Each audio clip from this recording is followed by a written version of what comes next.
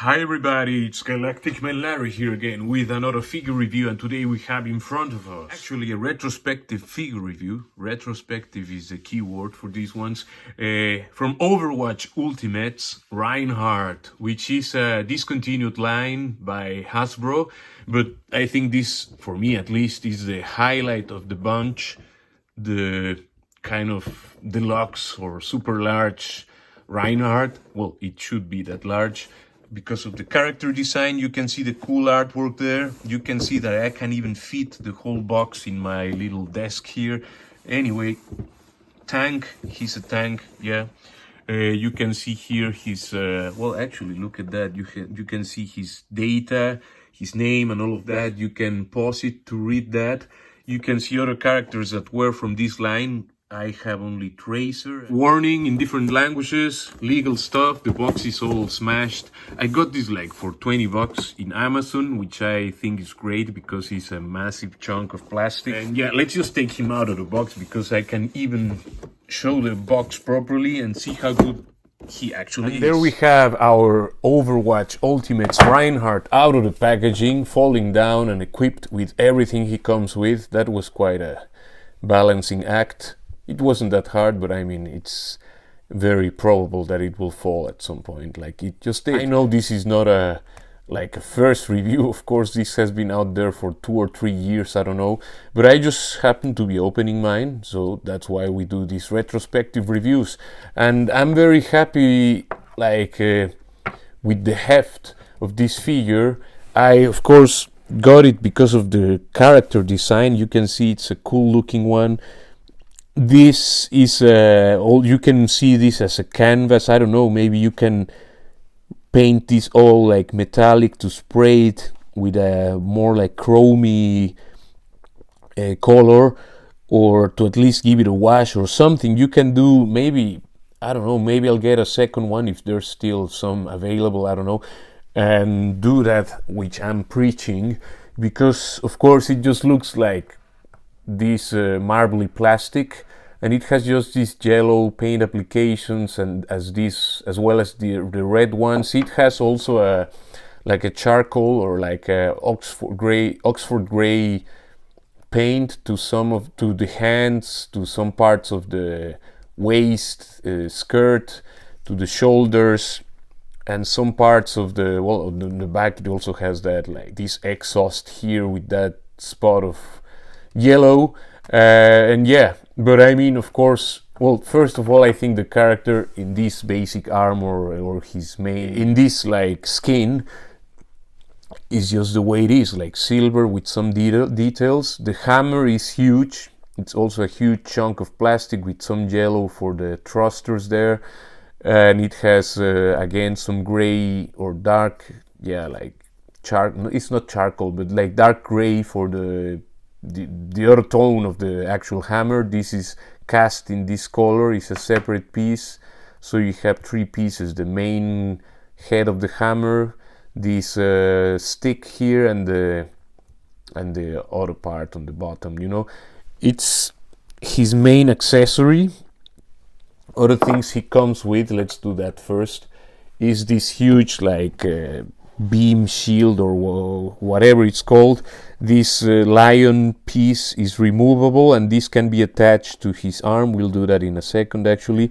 And it has these 2 pieces which are like stands, just in gray plastic, so that you can actually stand this.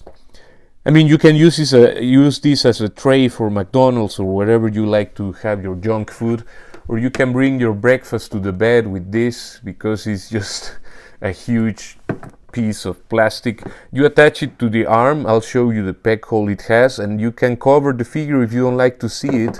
Or of course I'm just saying nonsense, but of course it's a very unpractical piece of shield. You can of course pose him and you can have some people behind that shield. Here is a bat, and there will be all protected from everything behind that shield until the HP points of the shield are low, whatever. I mean, you get the idea that you can just place it like that, and yeah. So this guy is is a tank, and he can protect. And you can see that's I think that's actually the color of the plastic.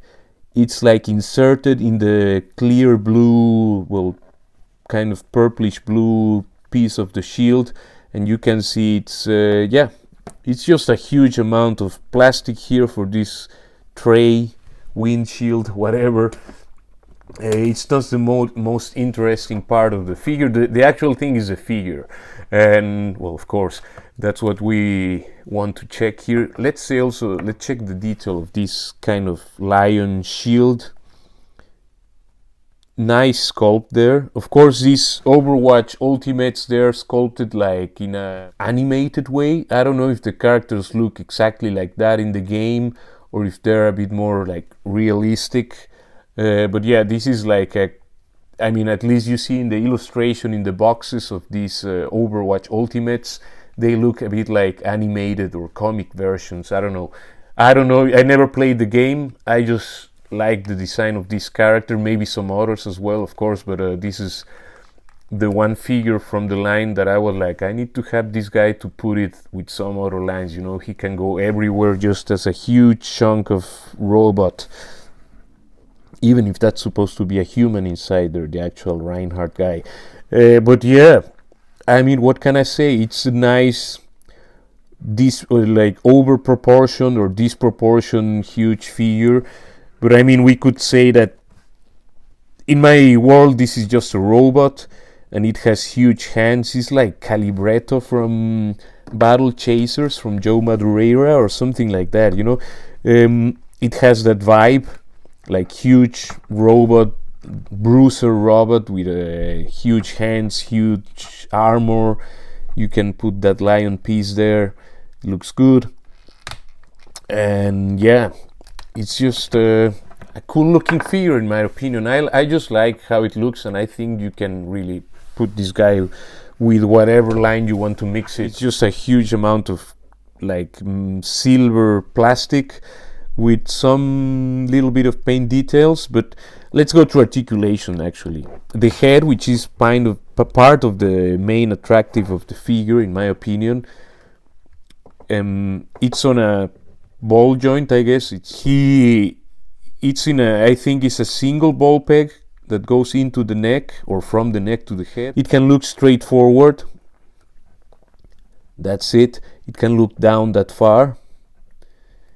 It can tilt a bit to the sides, so it has a bit of tilt, and it can go not all the way around maybe, but actually it can go all the way around. Yeah, but of course that neck is on an angle. Anyway, the arms can go to a T-pose. That's good. This shoulder thing is attached to the actual, the shoulder plates here are attached to the actual arm. I'm not gonna pull that out. Maybe it's possible, but I don't want to force things. And actually it doesn't get in the way because it's attached to the shoulder and not to the torso, which is, in my opinion, right. It's attached to like a couple of pegs there. I don't know if you can see it, like here and here. The arm can go all the way around. That's cool. It has a bicep cut that can go all the way around. It has a single jointed elbow that can go like up to 90. Yeah, 90 degrees. It cannot straighten totally. I think that's the straightest you will get this guy, but I don't really care that much. I mean, I care more like how much angle you can get on the actual elbow. But I think, I mean, for the heft and chunk of this figure, I think it's a decent amount of range. You have both hands like a swivel and an in and out movement there, so that's good. We have a diaphragm joint that can tilt a bit to the sides, or a decent amount, can go all the way around or almost. I mean, can go more around than you actually need. It has a little bit tilt forward. It has a little bit, I mean, if you tilt it totally like in a like middle central position, the spine plates will clash, so you have to turn it a bit to the side in order to be able to to look up a little bit. Anyway, you have to fiddle a bit with, because the armor gets in the way, so you just have to check what positions enable for some actual diaphragm usage. You know, if like that, I can actually push a bit down, further down. The hips, that's one of the weak points of this figure, or maybe the weakest point, because everything gets in the way. So that's all the hip movement. If you get it like in this neutral position, if you turn the hip a little bit, or the thigh, you know, you can actually kick forward like this. In a neutral position, you will get only like that. I mean, it always gets like, it goes to the side, you know. But I mean, this kind of character is not the kind of guy I will have doing the air kicks and all of that. It would be cool, of course, but you know, this guy is more like ground rhino kind of. Actually, it looks a bit like the rhino from the one of those Spider-Man films from 2014 or something. Anyway, it's it has that thing, you know, like this is more like he will use more his arms to hit and smash, and the legs are more like to stand his ground and and run and move forward and all of that. Anyway, the knees are double jointed. They're a bit tight here, even if I put this guy in hot water. But you have a double jointed pin knee, but it's not that bad. I mean, the pin is tiny in comparison to the rest of the figure. The other pin is here, and it goes well with the design of the armor, and you get like a 90-degree out of that double jointed knee. But I mean, with the heft and chunk of the figure, I think it's okay. No boot cut. I think that was to be expected. It has an ankle rocker in a weird angle, but it's there and it will help for the posing. It can go backwards that far, or if you turn the feet, it can go actually the whole way, and forward up to the armor plate, the sheen armor. He has also this like crotch protection here that can swivel up and down, and that's just the only movement you get out of that piece. And now for size comparisons, there you have it next to Death's Head 2 and the Infinity Ultron Build-A-Figure. Next to a couple of Crimson Bats from the G.I. Joe Classified Series line. There you have him next to Titus and the Crimson Dynamo Build-A-Figures. And next to Ayla Secura and a Dark Trooper from the Black Series, Gwen Wyver from Dungeons & Dragons Forgotten Realms, and a Crimson Guard from G.I. Joe Classified Series. And that's it for this review. I think this Reinhardt guy is a really cool figure.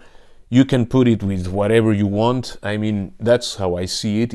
For me, it's just a giant robot there that can be like a final boss type of character, and it's a really cool design, and it's a huge chunk of plastic. If you can get it for a good deal, I suggest you do, because again, you can put it anywhere you want, and a good one. And for now, I think you can get it for clearance prices, so that wouldn't be a bad deal, I think. So please leave a like, share and subscribe. That helps me a lot with the channel, and I really appreciate it. And I will see you in the next one. Take care. Ciao, ciao, ciao.